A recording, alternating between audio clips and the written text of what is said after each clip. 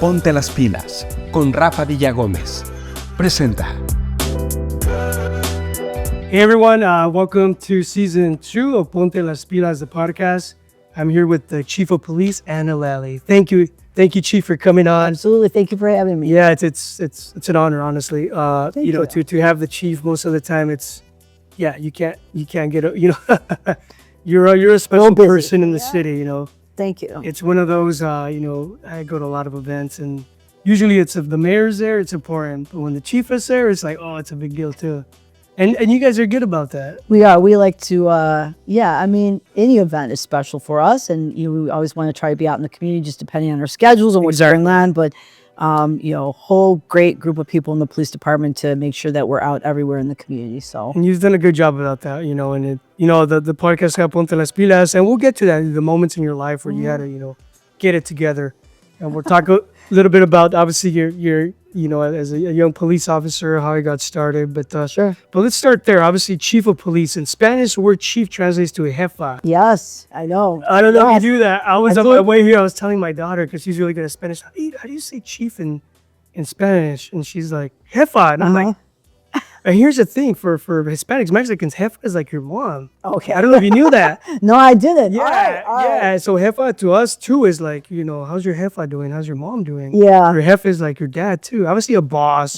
Sure, yeah. But it's also a connotation for your mom. Yeah. Which I'm sure at times. That's interesting. I'm sure at times you have to be that, right? To some of these. Yeah, it's a multifaceted role. I'll just say that. Yes. I'm sure, but let's start there. So about what it said in 5th grade, 4th grade, young Ana Lalley. One day you're gonna be the chief of police of a major city in in Illinois. What would you have said? In 4th or 5th grade? Okay, sounds like it. Let's do it. So do you come from a law enforcement No, family? so I'm the first person in my family to be a police officer. Okay. I've been a police officer. I am in my 29th year. So I start my 30th year in March of this year. So you started young. I was 21 when I got hired. I was going to say, can you still do 21? Yes. Yeah. So you have to be hired as a police officer in the state of Illinois, you have to be 21. Okay. So if you do the math, right, of how long I've been here, I'm still 21. So we'll just keep it at that, right? Yeah, that's impressive. So, you obviously, you're first in your family. Yes. To be a police officer, you 21. So, I was doing some research. You went to school, you're a Redbird, right? Yes, I am. I went to Illinois State. Yeah, Yes. Illinois State, then Loyola, and then Loyola. you got some degrees after that. Most people don't know about that, but it's like, oh, you go to the academy and you're a police officer. No, so I went to a community college. I went to College of DuPage and got an associate's degree in criminal justice. And then I went to Illinois State, received a bachelor's degree in criminal justice. And then I was hired in 1996. And a few years later, I was a patrol officer on midnight shift, and I started my first master's program at Loyola in Chicago. And so I have a master's degree in criminal justice administration from Loyola. And then I completed my second master's degree in 2018. Shortly right after I became the police chief, I was accepted into a program in Monterey, California. So it's through the Naval Academy. It's on Homeland Security specifically. So it was a really, school, new chief, all this stuff going on. But, I think... probably one of the most enjoyable times in my academic career was that program in Monterey and being at the Naval Academy. So it was really it was a great experience. So how long were you in Monterey? So it was a 1.5-year program, and it was every few months you go out to Monterey, and the rest was online coursework. I'm from Monterey County. Are you? Yeah, so I know exactly where you're Oh my God. So do you know where the Naval graduate school is? Yeah, Carmel Pacific. Yes, and what a beautiful place, right? The ocean is right there. Oh my God. Or Lovers, what is it called? The Lovers Point. Yes, it's beautiful. And that was like one of the, you're in school, it's a lot going on, but if you just kind of take a moment and, I'd walk out to the ocean and just kind of, it was very peaceful. It's a beautiful peaceful part of the country. I'm from the Salinas Valley, so I was from agricultural town. Yes. But I always kid people, people go here to the zoo, we would go to the aquarium. Yes. I went there. It's beautiful. That was, he's like, oh, we got to go to the aquarium again. But it's a beautiful, so wow, that's impressive. Yeah. But was there a moment before that inspired you to be a police officer? Or? So I really wanted to be an attorney. So I really like the kind of figuring things out. Yeah. Very inquisitive. Want to know as much as I can. So I wanted to be an attorney, and then I was going kind of just figuring it out. And then when I was a senior at Illinois State, Elgin was testing. And so I grew up in Streamwood, which is right next door. Yeah. I went to U46 school. I went to Streamwood High. And I tested because I kind of, didn't want to sit behind a desk. And now, now I kind of sit behind a desk. Yeah, but in a different way, though. But in a different way. And so yeah, I mean, I always really, in terms of police work, I love the investigative side of police work. I think it's just really interesting. And but in innovation and creativity and really pushing the organization. So the opportunity that I have now as the chief, to do those things, are just exponential. So it's really good. Yeah, that's interesting because you were saying about criminal justice. Usually those people go be attorneys. Yeah, attorneys, or they work in the law field somehow, work in jails or the courts or whatever the case may be. So you took sort of a different route, but you kind of ended up That's where, yes. Yeah, kind of. Yeah. It's amazing how sort of life and opportunities too along the way. You have to pick up on those signs, those opportunities. But was there any pivotal moments in there that really challenged you? Obviously you say working nights and then So I mean, how did you stay awake? well, when you're young, right? Different times, you don't even. But I will tell you, when I was hired in 1996, the makeup of the department is very different than it is today. Yeah. And so I was one of very few females here, and so working in a very male-dominated field, going to a patrol shift, working midnights with people who. That's rough. Well, you're 21 and you're working with people who are, essentially the age of your father, right? And being, one of very few females. And so the culture of the organization was very different back then. And so, and I get asked that sometimes in terms of being a female, and and I always say, yes, I'm female, and obviously, people can see that, and but that never was in my. I was always a police officer, right? I'm not the female police chief. I'm a police chief. And I have 2 daughters. Yes. And I always tell them that, and I always tell people didn't you want a boy? I was like, really? I actually wanted girls. Yeah. Because they're they're more mature, and we live in times where you can do everything you can with. I'm talking I'm thinking sports, right? Yeah. But you can do everything you used to do with a boy, with a girl now. You got all the sports for girls, and my girls do everything, and it's more organized, and it's just as competitive or more. So, and I tell my girls you can do anything now. Yeah. Don't worry about. And obviously, your example. Yeah, I think it doesn't, to me, and it's when. Kind of similar to our hiring philosophy here that I have. I want people with good heads and good hearts, and whatever you are, right? And so when you work in a field here, it is, yes, there are times where I walked into a room and I'm the only female. Great.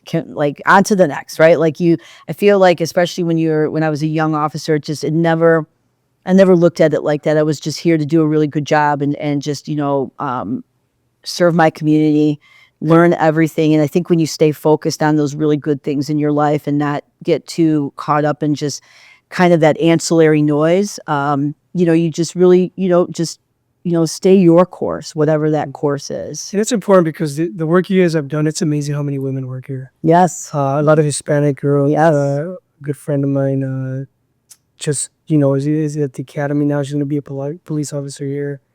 And it's just, she loves it. And obviously they get inspired by you and all the other police officers. The Explore programs you guys have. Yes. It's amazing with Officer, Gutierrez, Edwin. They're awesome. What they're doing with the community.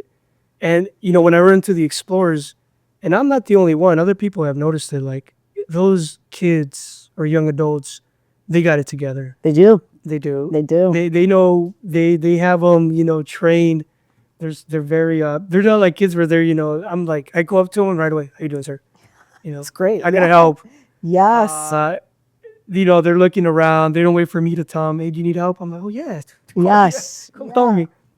Out in community events or things like that. So all those little things matter. Yes. But great. That's awesome. So what does the chief of police of Elgin mean to you?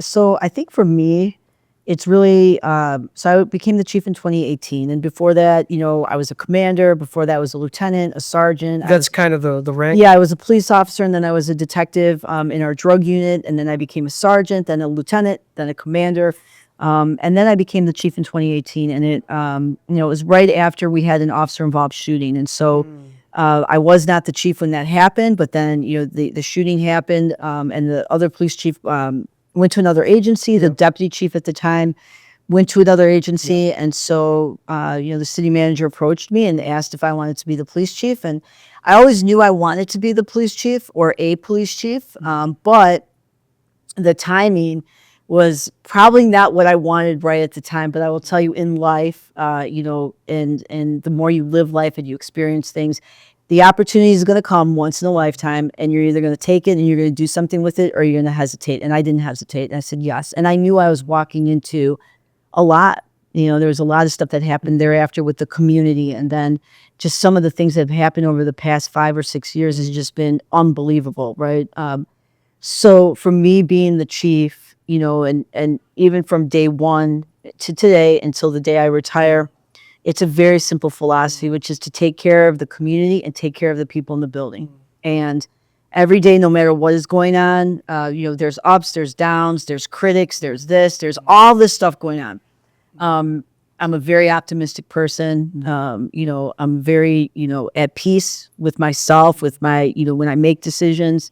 And, you know, I truly want, I have to make decisions that are not popular sometimes. And they have to be fast. And they have to be fast. And sometimes they're not favorable, they're not popular, but any decision that I'm making for the betterment for the community, what I believe the community and for the people in the organization. And, you know, it's not easy sometimes to be the outlier, because, you know, that's where you get a lot of criticism. That's where you get a lot of, you know, angst about, you know, but I think for me, it's truly been, you know, I love the community and I love the people in this building, and no matter what happens, the love for that, well, it's never going to subside. Right. So, and I truly feel that. So, so that's what it means for me. And it means that, you know, that to leave the organization better than when I came here. And that's very important for me, for the next generation of law enforcement. And that's so true. Obviously, you talk about that moment where it was, in your mind, it was probably not, but like any great police officer, you stepped up. Yes. Yeah. You know, and that probably comes from your days of patrolling. Yeah. Things happen in the flash of a second. And you can either, obviously, as a non-police officer, where we're running away, you guys are going to the problem. Yes. And that's in your DNA. Yes. And it was, again, you know, the opportunity is going to come, and when it comes, it comes, right? So, so everybody out there, I mean, take that, you know, as a lesson, like, you know, and this was her, but it could be anything, you know. Anything. You know, hey, I got a job offer in Singapore. Do I go? Do I not? Yeah, no, I would definitely say too, because at the end of whatever career it is that you do, you know, you don't want to regret anything, right? And so life is truly very short. And when you reach a certain point in your life and you think, you know, some things are just not worth really, you know, I'm a very kind of just, there's an issue, I address it, very direct, you know, I don't let things, you know, dwell or bother me, but I also, you know, if I have to deliver bad news, or if I have to have a really hard conversation, always be respectful and thoughtful. And, you know, but sometimes, you know, you're going to be presented with whatever it is, a situation, an incident, and you're the person that has to make the hard decision. So you kind of have to be at peace with yourself, right? That if people are critical of you, or if that's going to happen. Of course it is. I mean, that's the nature of what we do, but you have to be okay with that. You have to be okay with it. And very, very rarely will you be able to explain the why of why you did something. And here's the thing, at the end of the day, you're human, right? Yes. Of course it affects you, but you're like, all right, you step away, you kind of like, well, this is why I made my decision. It's going to be for the whole, right? Yes. Not for one or two people. You know, if it was that easy, then, you know, it wouldn't hurt me so much what people are saying. I'm like, you know, because I've been in a leadership position myself where I'm like, okay, this is not going to be, but again, you're not there to be popular. You're there to do a job. To do the right thing, right? To do the right thing and to make sure that, you know, your decisions are made, you know, always from a place of respect. Yeah. and integrity, and you will. I mean, I have throughout my career. I've taken, a lot of, criticism, and sometimes when you get an opportunity to explain stuff, it gives people a different perspective, which is why I always share with people, right? Yeah. And you guys have been very transparent. Right? Like just hear this one part and maybe it will change your mind. It doesn't mean that that we have to agree or that everything is going to be, for me, the best relationships are not always, the police department is great. People love the department. Like, that's all good, right? And then the other side, it's like, where can we improve? Nothing is good enough. We can't breathe right. We can't walk right. The middle, right? That's the magic. That's where the magic happens. You can be critical, but supportive. Exactly. Yes. And that's the thing, because everybody say, I can do that. I can do that job. Yeah. I'm like, okay, yeah, no, you can't. And like going back to what you're saying, sometimes we get, paralysis by analysis. Yes. And you gotta take the moment. You gotta take the moment.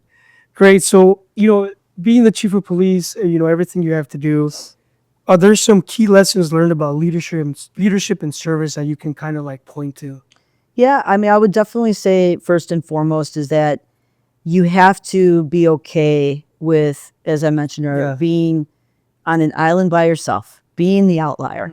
And you have to be okay in, making those hard decisions. If you are, if you dwell on things and it will consume you. And when it does that, you're also then, it affects the other parts of your life. So, you have to be able to, I think, be at peace with your decision, be, very decisive about your decision, but make sure you have all the information. Make sure you don't close yourself off to a different perspective. Make sure you're getting everything that you need before you make that decision, and then make it. The worst case that you can do is just kind of stall, and because I don't want to make that decision because people are not going to like me. Or if we have to announce this, to me, I'm very like, here we are. We're very transparent, especially with the organization. We put out our shots fired information. When I became the chief, I said, put it out there. That? Yes, because we only used to put our information if someone was struck. Oh. But now it's anything, we put it out. So good and bad, because when I did that, people were, why are you putting that out there? Because it's making Elgin look bad. And my answer was, this has been going on. I've been in Elgin, right? My thing is, how can we expect the community to need their help and build that trust? And so building our transparency site and social media and pushing everything out there. So I know part of it's going to be a hard conversation of why is this going on, or, why, but that also opens the door to the conversation. Well, here's the thing, like, you want shots fired because usually shots lead to somebody getting shot. And if you can stop that, like, obviously whoever's doing these shots, I'm sure they're looking at that like, oh man. Yeah, and that's where you have to, it's the detective, and you probably and the art of making sure you don't put too much out there so that the detectives can still solve the case and make an arrest. But enough where the community is aware, and then they can also help us in trying to, solve some cases. And we've gotten the community that they've given us information before that have led to arrests. So it starts with, you can't expect people to help you if they don't have access to the information. And speaking of that, obviously you guys have fostered a great relationship with the community. Yeah. From, all the things you put on social media, you guys are out there, we've collaborated with some events with you and the Hispanic officers. But tell me about this podcast you guys also have coming, or it's out already? No, not yet. So last year, I decided that, so I love the investigative side of police work. Yeah. One point in my career, I was a sergeant in our major investigations division. And we have cold cases, so cases that haven't been touched for years, that we've exhausted all investigative methods. And so they sit. And so we would kind of, when we could touch the case, maybe not. So last year, just conversation, let's create a cold case unit. So right now there are 2 detectives that are assigned full time. They work on cold cases. And part of that is we are complementing that unit with announcing a podcast. And so launching a podcast. And the podcast is going to focus on one case. And we're going to do it over the next few months. And then it's already getting a lot of attention. Yeah, I saw that. A lot of attention. And, I'm really, I'm excited for the detectives. I love that part. I love that kind of So I'm kind of living through them vicariously, right? And I'm sure you pop your head in there like, hey, you know. Oh yeah, when they tell me like kind of here's some updates, I'm just like, oh, Or like, just what it brought. There was people who were talking about it, you know, and there Yes. was like comments. I'm sure the texters are like, wait, we should probably pay attention to that comment. Yes. Somebody knows something here. Yeah, so we should be launching it in beginning of February. Okay. And so, you know, the two detectives have done an amazing job. Do we have a lot of cold cases here? Now? So yeah, we're at about, not a lot in terms But of enough to- enough to be able to really take a hard look at some of the cases. So all the information about our cold cases are on our transparency site. You know, we built that out too. So people can go on there and look at the case and, hey, you know what, you know, a lot of people, they watch, you know, the first 48 or they watch whatever show they're watching, right? We're kind of the same age, but, you know, Unsolved Mysteries. Yes, I remember. That was, I mean, just hearing that music was like, oh, Yeah, what's man. going on, right? So, Yeah. but you know, you tap into that resource of the community, right? And you bring them along. And then, you know, what's most important to me is just a sense of justice and closure for the victims and their families. Yes, because, you know, think about it. The officers may not think about it. The community may not think about it. We'll never forget. They will never forget. So to be able to deliver that news to a family member, right? Like, and I hope these detectives get that opportunity because I think it will be really, you know, people are thinking about their family member, their loved one. So And there's so much technology nowadays. Yes. Yeah. The way forensics work. Mhm.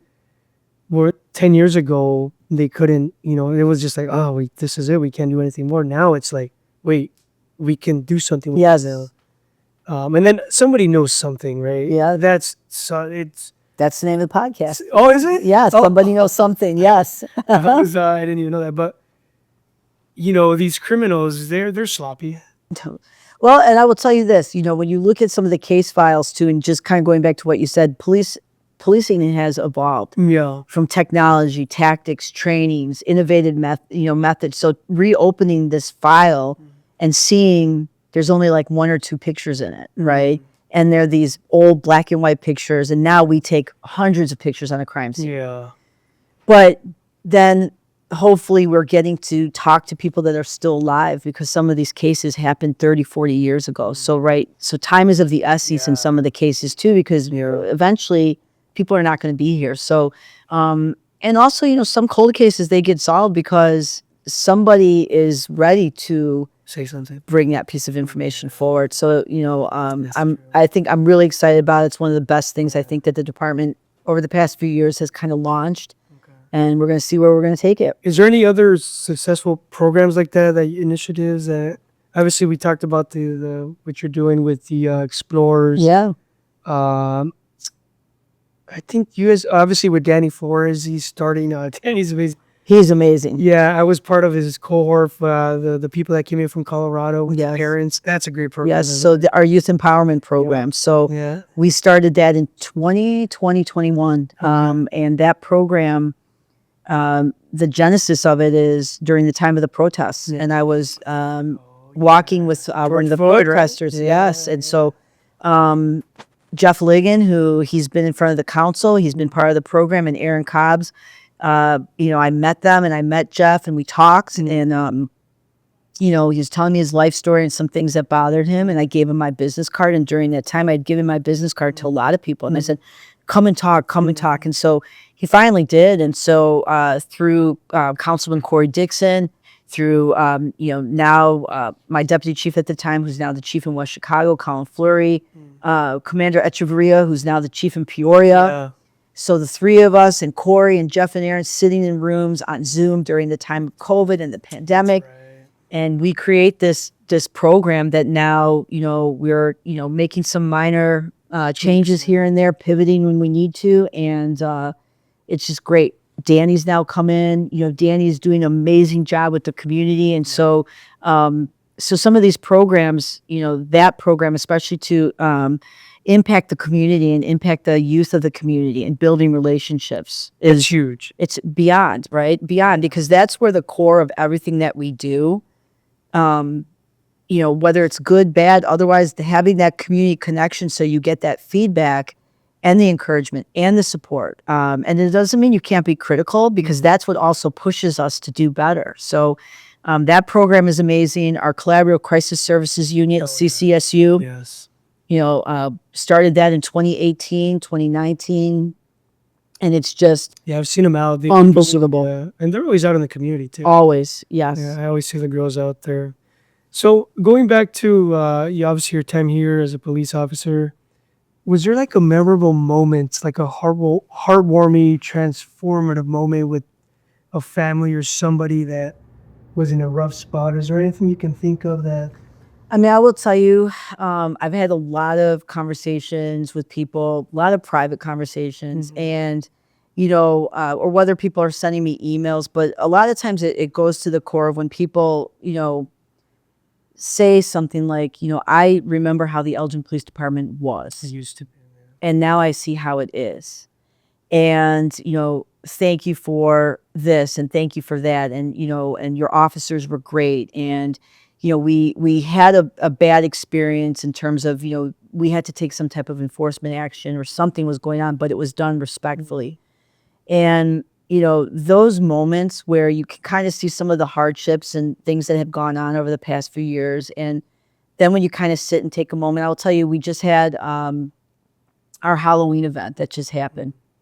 And that's been going on for 4 years. So It's a really cool event. and the first year we did it, and I will come up with some, hey, let's do this. I go and tell Christy Schmidt, who's our crime prevention. She's awesome.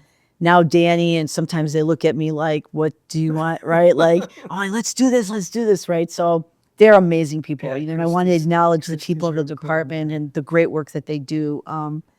So I remember walking out there just this last year. So usually, I love it. Halloween is my favorite holiday, and I love it. We like go all out up here. We decorate themes. This year was Beetlejuice. Huge over the years. And so I take a moment just before, and I walked outside, and I was just kind of walking around and just seeing and hearing people and laughing, and all these kids who are now meeting police officers.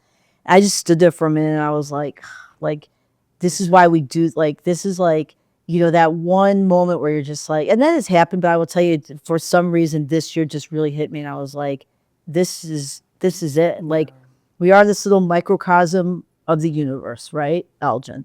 And in this little microcosm, when people put their heads together, their hearts together, regardless of what you think, what you believe, and really care for one another as humans, and then you see kind of what can happen. It's like, I think a lot of time is spent on unnecessary fighting, divisiveness, for a lot of misunderstandings. Yeah, you hit on the nail. A lot of misunderstandings. That's what it leads to. Yes. You assume stuff. Yes. Miscommunication.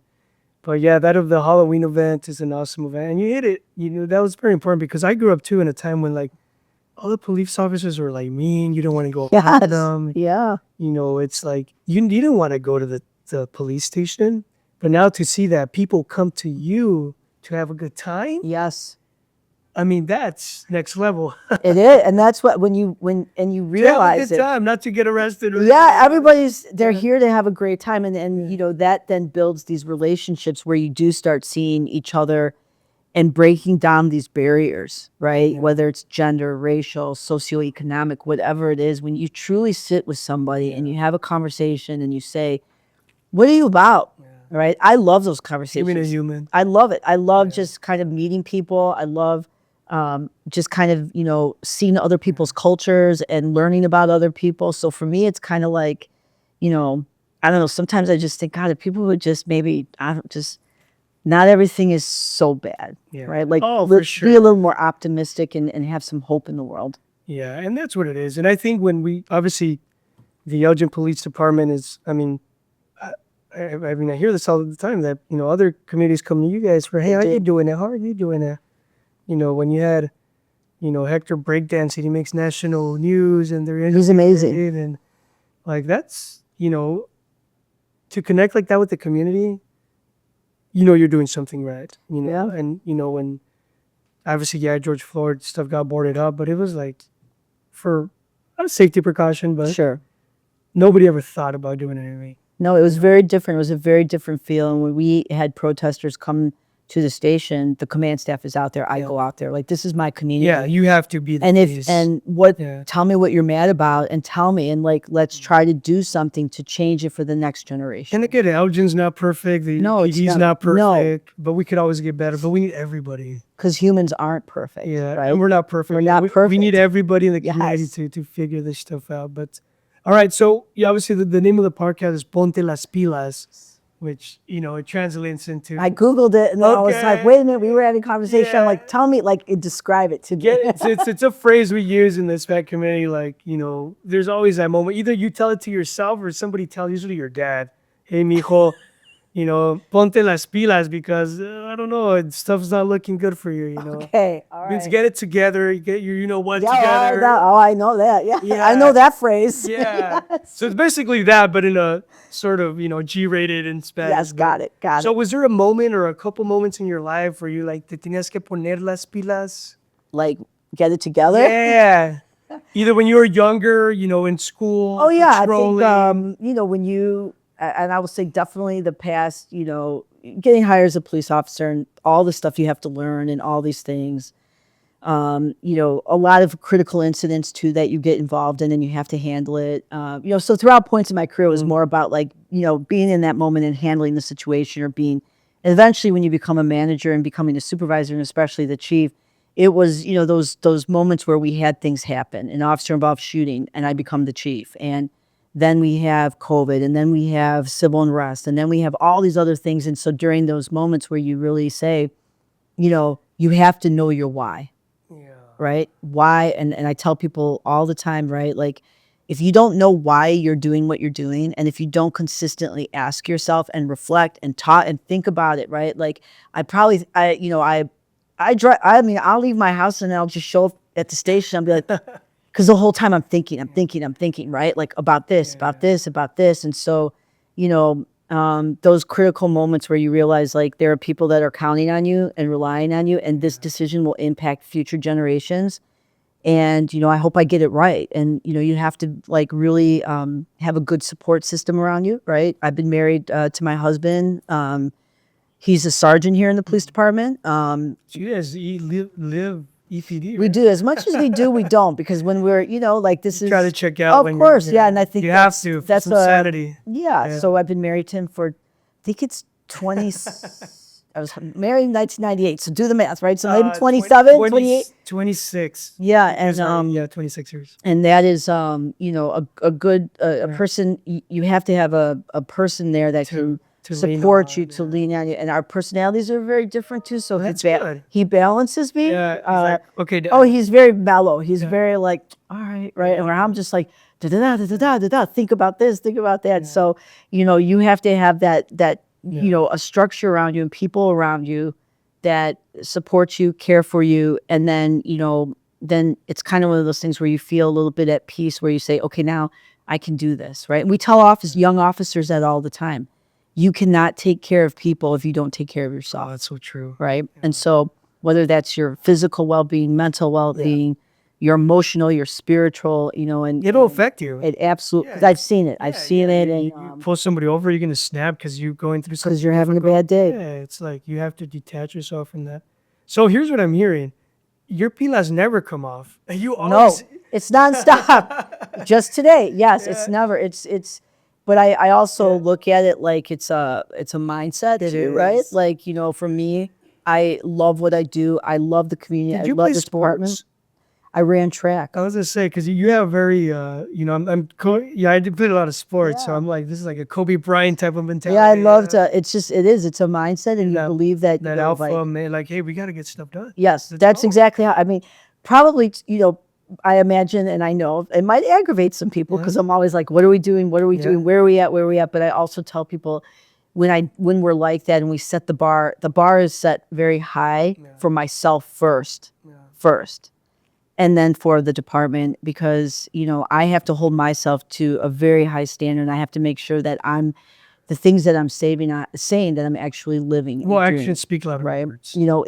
If you have, for me, there's been times in the department where, people might, they're upset with me. And part of that is then how do I respond, right? And so if I'm expecting officers not to, be disrespectful and not lash out, then, you have to lead by example, right? So no matter what's going on, no matter what's happening with anything, it's always, good morning, how are you doing? You have to be empathetic at the end of the day. Yes, because, and it truly has to come from a place of, that you feel that way. When you truly feel that way, it's very easy. Yeah. It comes off just naturally. So no, it's like it's just a mindset. Like today, what we got going on today?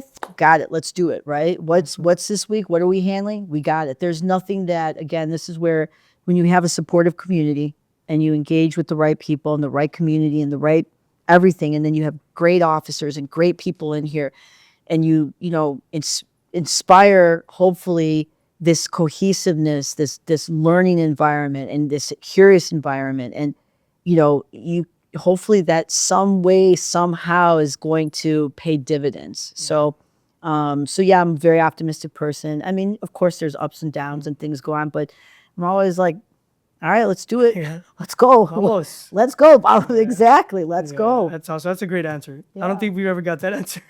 Yeah, That's right, the chief of police. Yeah, it's a little different. Yeah. Here's the thing. We know you as the chief of police. Yes. In uniform. Yes. We want to know a little bit more about you behind the scenes. Sure. Yeah. Without the uniform, or when you're out in your real world. In the real world, right? When you're out of these walls, when you step out, out of the doors out here. So, we all love to eat. Yeah. Oh my God. Yes. Are you more a good hamburger or a good taco?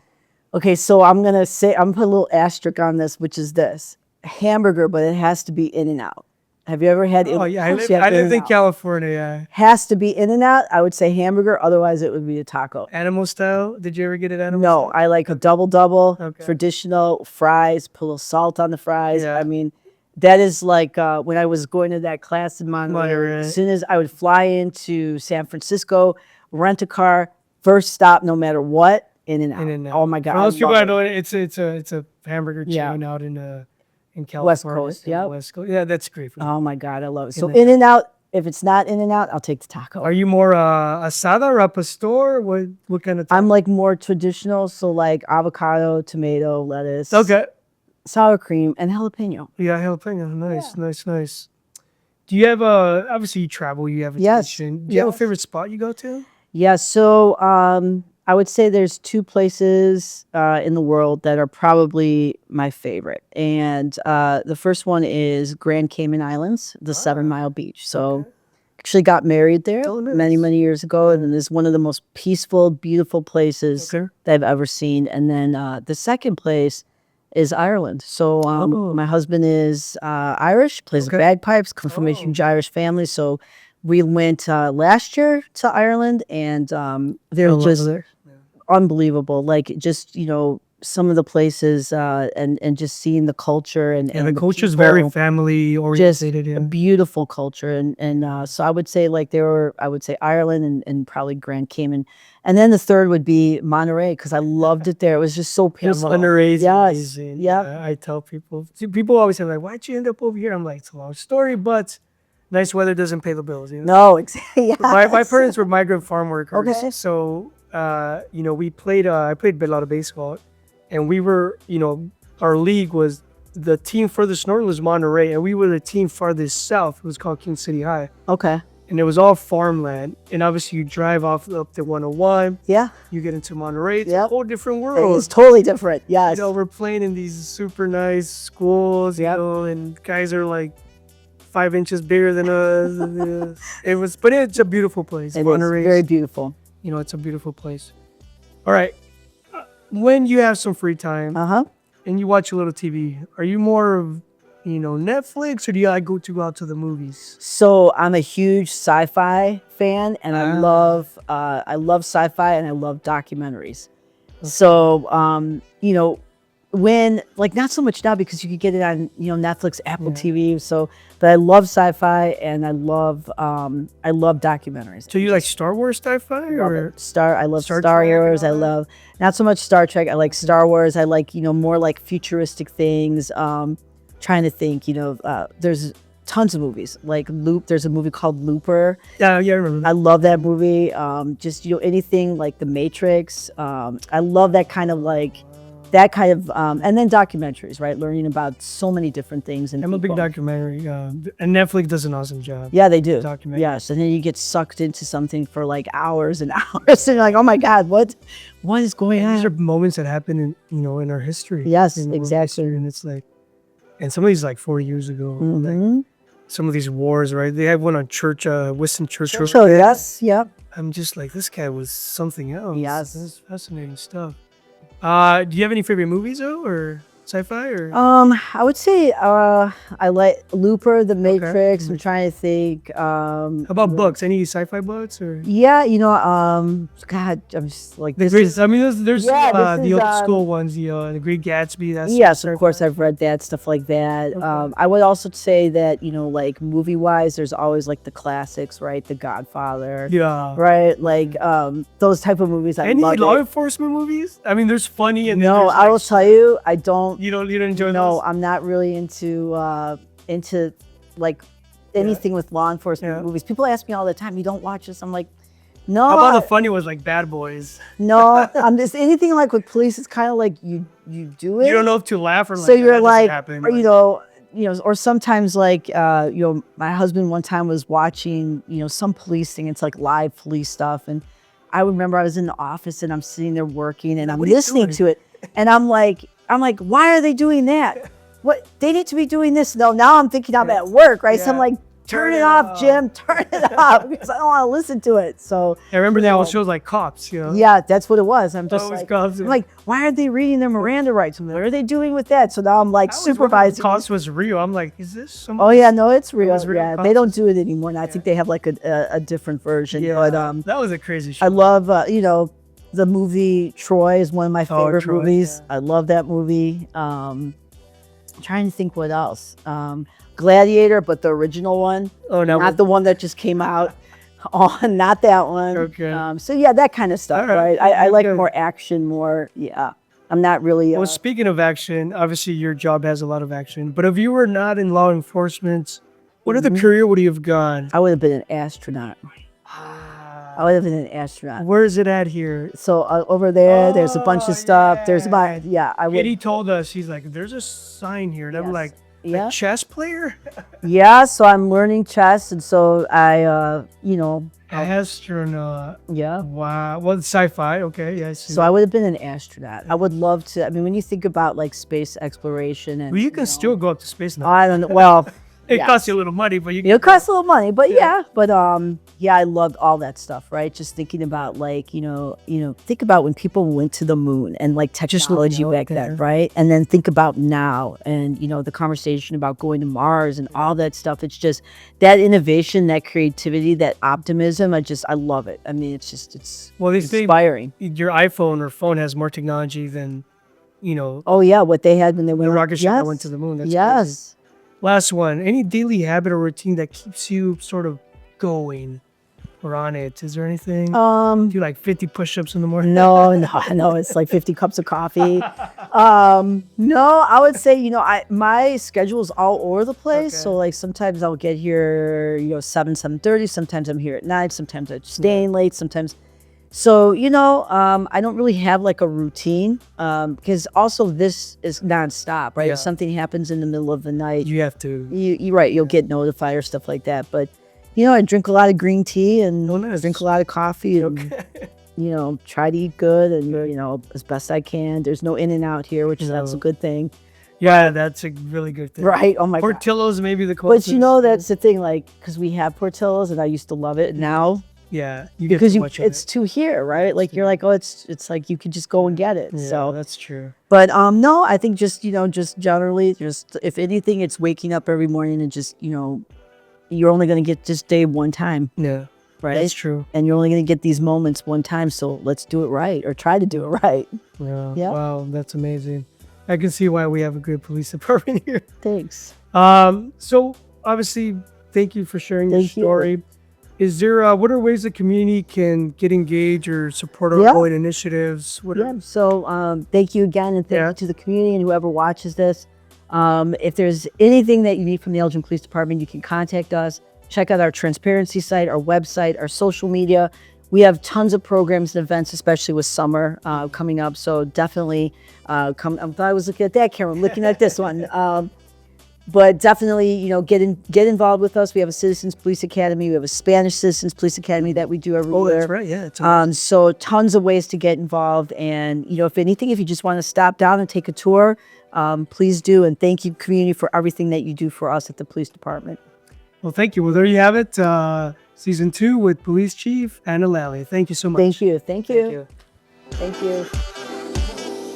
Ponte las pilas con Rafa Villagómez. Presentó.